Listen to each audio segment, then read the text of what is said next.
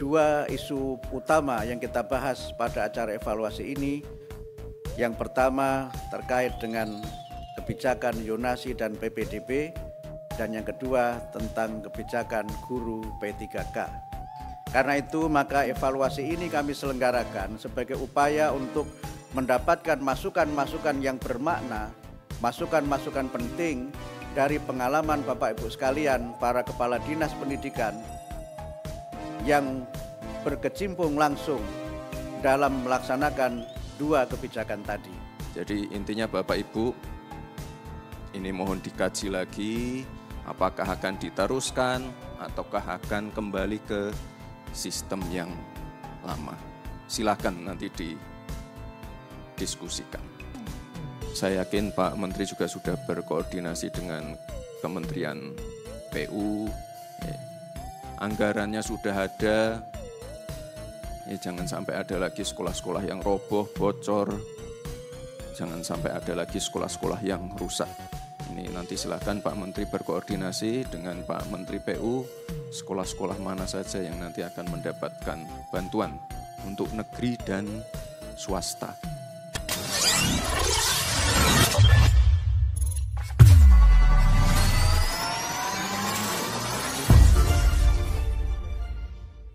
Selanjutnya, marilah kita dengarkan laporan arah kebijakan pendidikan oleh Menteri Pendidikan Dasar dan Menengah, Bapak Abdul Mukti.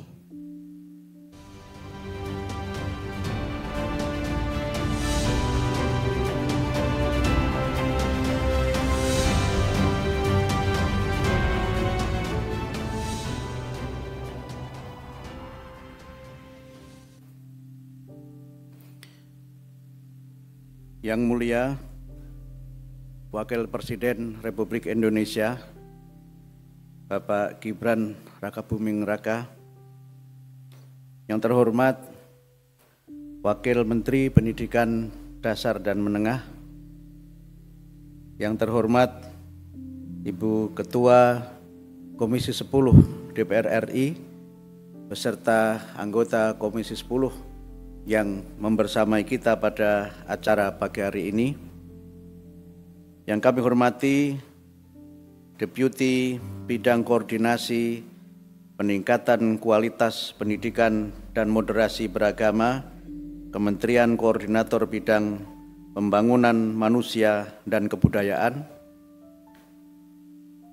para pejabat Eselon 1 di lingkungan pendidikan dasar dan menengah, seluruh peserta rapat koordinasi, dan juga para kepala dinas pendidikan provinsi dan kabupaten, dan seluruh hadirin wal hadirat yang saya muliakan. Assalamualaikum warahmatullahi wabarakatuh. Selamat pagi, salam sejahtera untuk kita semua. Pertama-tama marilah kita bersyukur atas nikmat Allah Tuhan Yang Maha Esa yang terlimpahkan kepada kita, sehingga pada pagi hari ini kita bisa bersama-sama menghadiri acara evaluasi kebijakan Kementerian Pendidikan Dasar dan Menengah untuk landasan kebijakan pada tahun 2025. Bapak Wakil Presiden yang kami hormati, izinkan kami menyampaikan bahwa acara ini dihadiri oleh para kepala dinas pendidikan dari seluruh Indonesia dan juga beberapa kepala daerah yang kami undang secara khusus untuk memberikan pengalaman mereka dalam melaksanakan kebijakan Kementerian Pendidikan Dasar dan Menengah.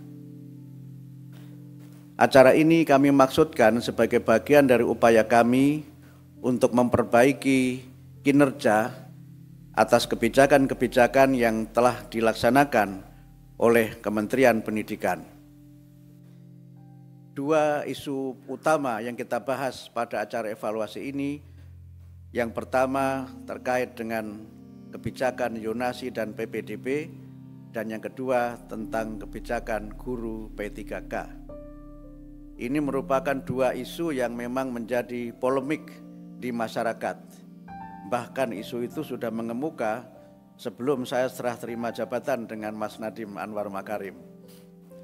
Tetapi ini juga menunjukkan bagaimana perhatian masyarakat terhadap pentingnya kebijakan dan pelayanan pendidikan yang lebih baik lagi di masa-masa yang akan datang.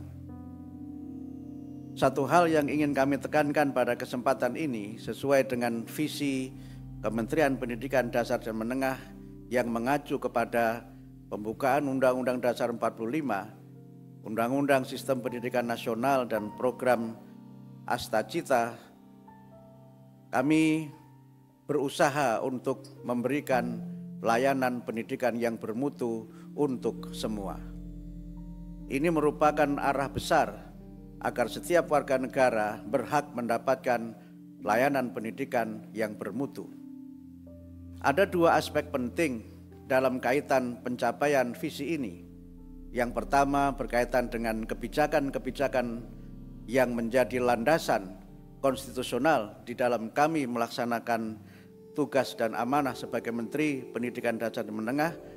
Dan yang kedua adalah aspek-aspek strategis yang berkaitan dengan bagaimana kebijakan itu dilaksanakan di masyarakat. Persoalan yang berkaitan dengan PPDB, zonasi, dan P3K merupakan wilayah strategis untuk memastikan bahwa setiap anak Indonesia mendapatkan layanan pendidikan yang bermutu. Demikian halnya dengan P3K juga bagian dari upaya kami bagaimana agar para guru dapat bekerja dengan sebaik-baiknya, memberikan layanan pendidikan yang terbaik untuk murid-muridnya.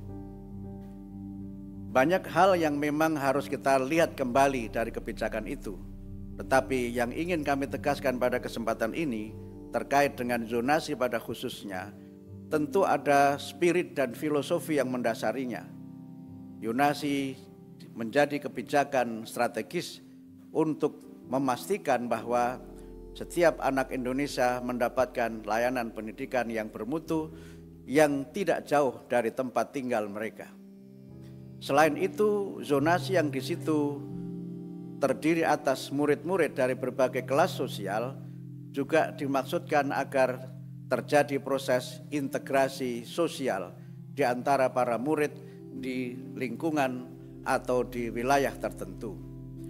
Sekolah adalah tempat di mana terjadi pertemuan murid dari berbagai macam latar belakang atau menjadi tempat terjadinya meeting point, tapi juga menjadi tempat di mana keindonesiaan dan kepribadian mereka berkembang.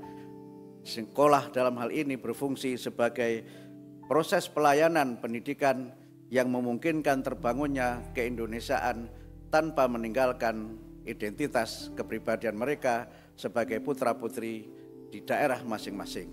Sekolah pada konteks ini menjadi tempat terjadinya melting point, yang dengan itu maka kita memiliki integrasi yang kuat di antara anak-anak bangsa. Kekuatan kita sebagai bangsa tentu ditentukan oleh bagaimana kohesivitas sosial dan integritas serta integrasi sosial itu terbangun dengan sebaik-baiknya. Karena itu maka evaluasi ini kami selenggarakan sebagai upaya untuk mendapatkan masukan-masukan yang bermakna, masukan-masukan penting dari pengalaman Bapak Ibu sekalian, para kepala dinas pendidikan yang berkecimpung langsung dalam melaksanakan dua kebijakan tadi. Ini juga bagian dari upaya kami, Kementerian Pendidikan Dasar dan Menengah, untuk dalam masa 1 bulan ini mendengar dan menerima masukan dari berbagai pihak sehingga kami dapat memiliki informasi yang komprehensif, informasi yang memungkinkan kita mengambil kebijakan dengan seksama dan bermanfaat untuk semua. Kami menyampaikan terima kasih atas kehadiran Bapak Wakil Presiden Republik Indonesia yang sudah meluangkan waktu untuk memenuhi undangan kami di tengah padatnya kegiatan beliau. Dan juga kami mengharapkan agar Bapak Wakil Presiden dapat memberikan arahan kepada para peserta rapat evaluasi ini dan sekaligus juga membuka secara resmi untuk acara kita pada pagi hari ini. Demikian yang dapat kami sampaikan. Mohon maaf atas segala kekurangan dan hal-hal yang tidak berkenan. Wassalamualaikum warahmatullahi wabarakatuh.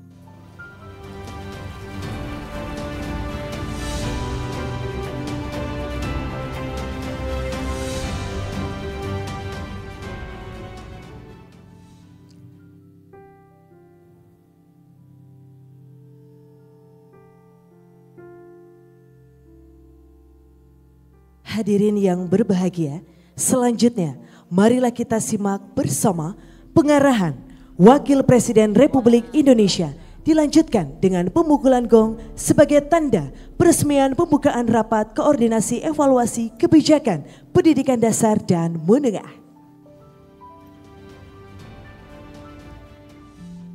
Assalamualaikum warahmatullahi wabarakatuh.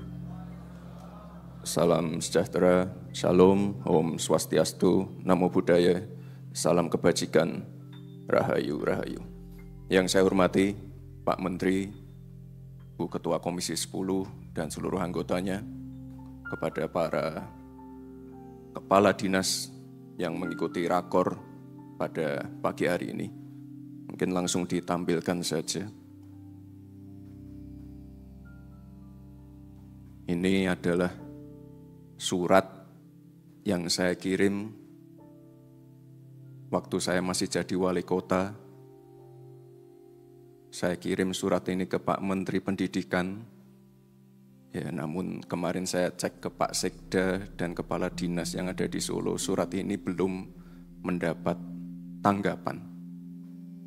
Surat ini isinya adalah keluhan-keluhan saya sebagai wali kota, ya, mengenai, tadi sudah dibahas Pak Menteri, mengenai masalah zonasi, masalah program Merdeka Belajar, masalah pengawas sekolah, masalah ujian nasional. Tapi Pak Menteri yang sekarang beda. Kemarin pulang dari Akmil Magelang, kita langsung koordinasi dan kita langsung klik untuk masalah-masalah zonasi ini. Jadi Bapak Ibu, zonasi ini program yang baik, tapi silakan nanti Bapak Ibu selama rakor mungkin bisa memberi masukan, karena jumlah guru kita itu belum merata. Ada provinsi tempat-tempat yang kelebihan guru, ada provinsi tempat-tempat yang kekurangan guru. Ya, ini nanti tentunya menjadi PR untuk Pak Menteri. Jadi zonasi sekali lagi ini program yang baik, tapi mungkin belum bisa diterapkan di semua wilayah. Tapi waktu itu saya sebagai wali kota, ya tentunya kita harus comply dengan program yang di pusat. Kita ikuti program ini, tapi sekali lagi Bapak Ibu, tiap tahun permasalahannya sama. Komplain yang diarahkan ke saya sama terus. Tiap tahun berulang. Dan akhirnya saya bersurat, ya tapi tidak ditanggapi. Jadi intinya Bapak Ibu, ini mohon dikaji lagi, apakah akan diteruskan, ataukah akan kembali ke sistem yang lama. Silakan nanti didiskusikan. Jadi jumlah guru yang belum merata dan fasilitas yang belum merata juga. Dan tiap tahun fenomenanya sama, pasti ada kenaikan perpindahan domisili menjelang PPDB. Ya, ini perlu dikaji lagi. Lalu selanjutnya Bapak Ibu, ini saya titip juga, kemarin sudah saya bahas dengan Pak Menteri juga. Jadi sekolah itu harus menjadi tempat yang aman dan nyaman bagi guru dan para murid. Jangan ada lagi kasus kekerasan, kasus bullying, jangan ada lagi kasus kriminalisasi guru. Ini ya salah satu contoh-contoh yang ada sekarang. Sudah ada undang-undang perlindungan anak, tapi ya saya mohon maaf, jangan undang-undang perlindungan anak ini dijadikan senjata untuk menyerang para guru. Ini mungkin ke depan perlu kita dorong juga Pak Menteri, undang-undang perlindungan guru. Jadi guru itu bisa nyaman dan juga guru mempunyai ruang untuk mendidik dengan cara-cara yang ya tetap disiplin, tapi harus ada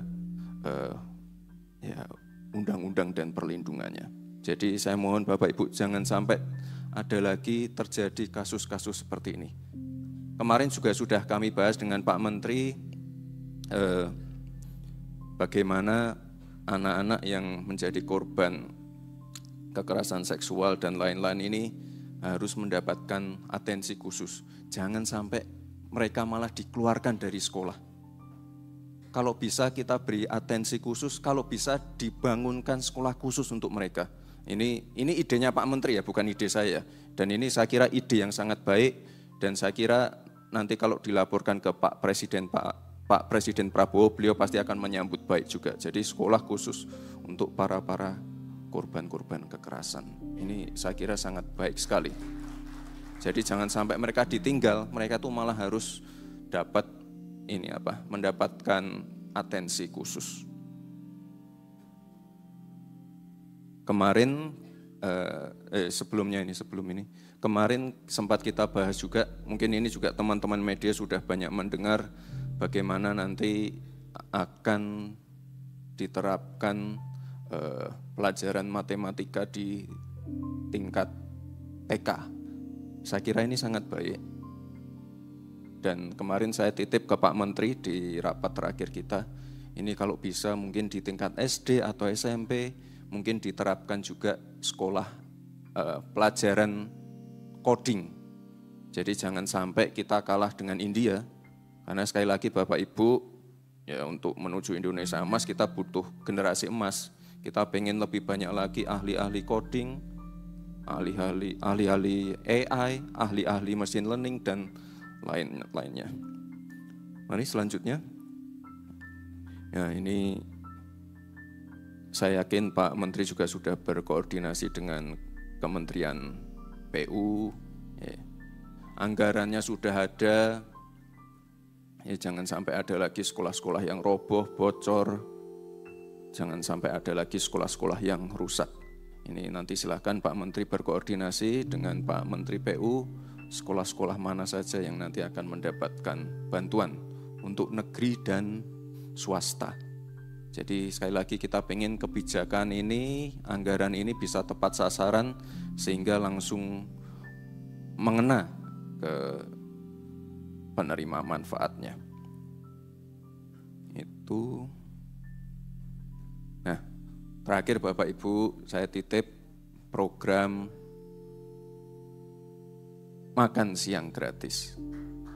Ini sudah kami uji cobakan di beberapa sekolah, sudah berjalan dengan baik, ya mungkin ada beberapa 1-2 masukan, dan saya kira di ruangan ini semuanya setuju dengan program yang ini. Jadi sekali lagi Bapak Ibu, mohon program ini dikawal dengan baik, anak-anak kita dikawal dengan baik, dan saya titip semoga nanti di akhir rakor ini kita bisa menghasilkan kebijakan-kebijakan yang baik untuk anak-anak kita.